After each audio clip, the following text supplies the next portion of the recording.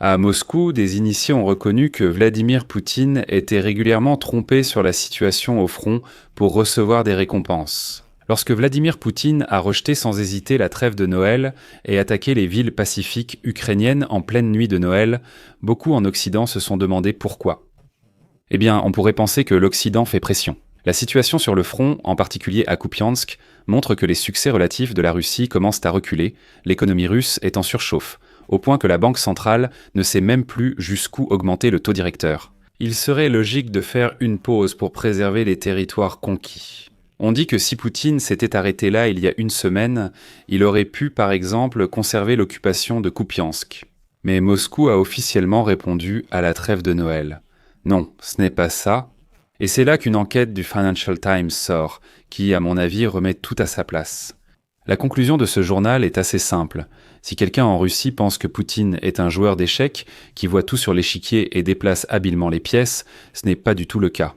Selon les informations du Financial Times, confirmées par des sources au sein des services de renseignement et du Kremlin lui-même, le président de la Russie vit dans la bulle la plus chère et la plus dangereuse de l'histoire, on ne lui rapporte tout simplement pas la vérité. Ces généraux Belousov et Gerasimov ont créé pour lui un système de dossiers de victoire où la réalité était remplacée par des graphiques arrangeants. Aujourd'hui, nous allons voir comment Poutine est trompé, quels chiffres lui sont présentés et pourquoi cette bulle de mensonges existe. C'est la principale raison pour laquelle la guerre en 2026 pourrait ne pas se terminer par cet accord de paix tant attendu. Je m'appelle Alexei Pichi. Discutons ensemble de ce sujet, mais avant de commencer, je vous demande de vous abonner à cette chaîne, de mettre un like et d'écrire n'importe quel commentaire sous cette vidéo. Cela aide énormément à promouvoir les épisodes sur YouTube, je vous en serai reconnaissant.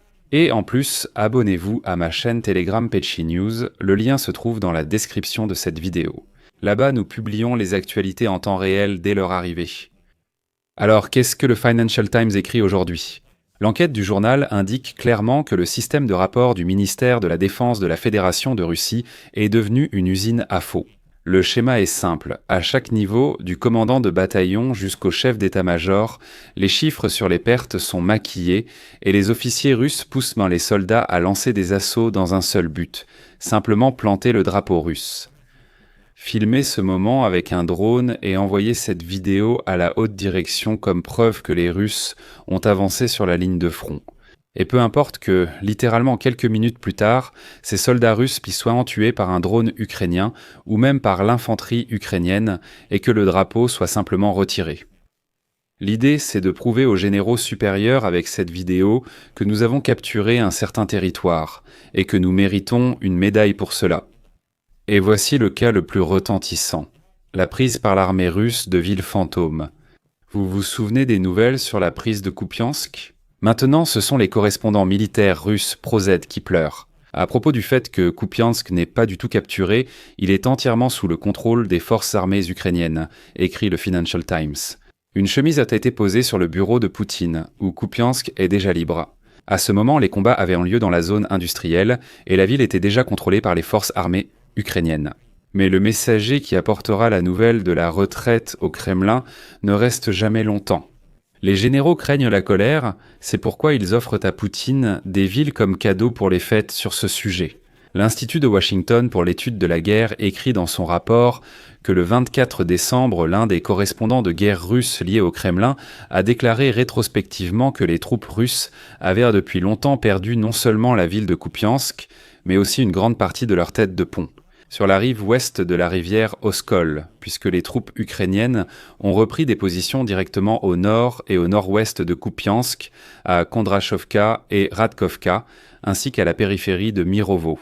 De plus, ce même correspondant de guerre reconnaît que ces trois localités étaient les seules que les troupes russes contrôlaient réellement avant le début des contre-offensives ukrainiennes. Au cours des dernières semaines, malgré les déclarations des militaires russes concernant le contrôle de 11 localités dans cette région. Et aujourd'hui, les correspondants de guerre russes critiquent le commandement militaire russe pour avoir exagéré les succès russes à Kupiansk et dans ses environs, ainsi que pour avoir redéployé prématurément les réserves du côté de Kupiansk, parce que les Russes sales y ont tellement cru qu'en entrant à Kupiansk, ils ont simplement retiré les réserves. Tout semble déjà perdu. Les forces armées ukrainiennes ne reprendront sûrement pas cette ville. Et maintenant, les correspondants de guerre russes se lamentent en disant « Mais comment cela a-t-il pu arriver ?» De plus, les correspondants de guerre russes disent donc déjà ouvertement que les troupes russes de la 27e brigade motorisée se sont en fait retrouvées encerclées. Au final, même les Russes ont reconnu que depuis le 11 décembre, dans la région, les forces armées ukrainiennes ont libéré un territoire de 182 km². C'est en direction de Kupiansk, dans ce secteur, mais dans les rapports du Kremlin et du ministère de la Défense de la Fédération de Russie, Kupiansk reste toujours sous contrôle russe. De plus, Poutine a déclaré qu'à Kupiansk, 3500 soldats des forces armées ukrainiennes sont encerclés. Et l'un des généraux russes a reçu la veille le titre de « Héros » de la Fédération de Russie pour la prise de Kupiansk. C'est sur tous ces faux que vit la Russie elle-même. Un autre point, c'est la destruction du matériel de l'OTAN. Le Financial Times écrit que Poutine a été informé que l'Ukraine avait perdu 80% de tout le matériel occidental. En réalité, la grande majorité de ces Abrams, Léopard et autres chars endommagés sont activement réparés en Pologne et en Allemagne, puis remis en service. Mais dans les dossiers de Poutine, l'armée ukrainienne est déjà démilitarisée. Répétez simplement 3 fois en boucle, par exemple, je vous rappelle, lors de la ligne directe. Le 19 décembre, Poutine a déclaré que les Russes avaient détruit environ 215 000 unités de matériel des forces armées ukrainiennes. Réfléchissez à cette absurdité, 215 000 unités de matériel auraient soi-disant été détruites par les Russes. Je ne sais même pas si une telle quantité existe dans toute l'OTAN. Mais le Financial Times creuse plus profondément.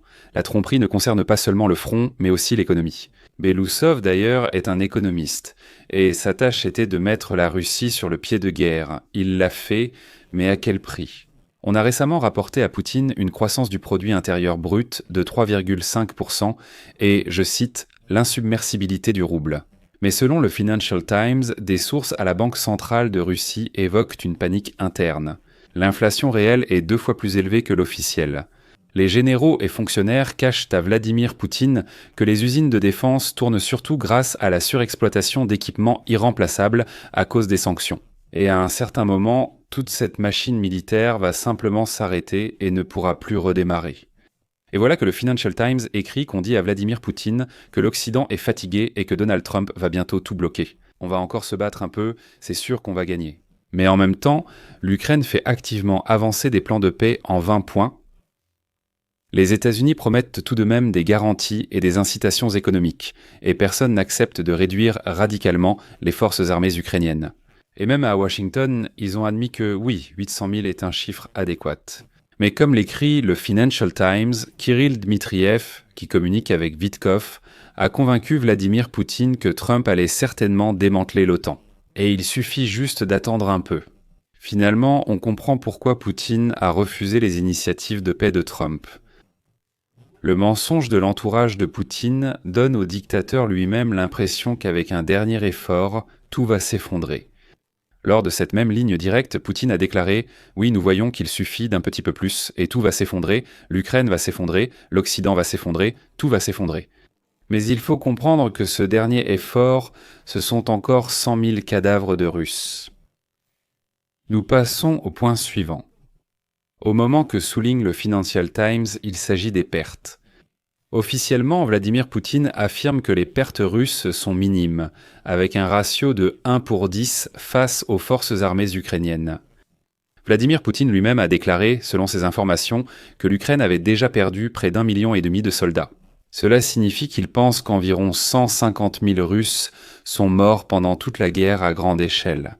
Mais selon l'Institut pour l'étude de la guerre et le renseignement britannique, rien qu'en 2025, la Russie a perdu environ 382 000 personnes tuées et blessées, et cela rien que pour cette année.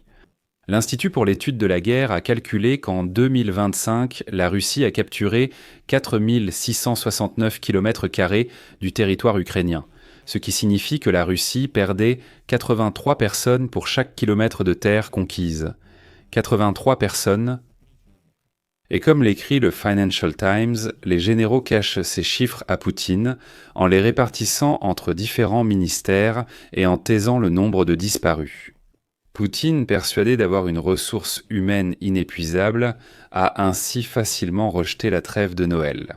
Dans sa réalité, l'armée russe est un rouleau compresseur d'acier insensible qui avance sans cesse. Enfin, je vais répondre à une question. Pourquoi devons-nous le savoir ? Eh bien, c'est pour comprendre que négocier, discuter avec Vladimir Poutine aujourd'hui, c'est parler à quelqu'un qui ne voit pas la réalité. Il ne la voit tout simplement pas.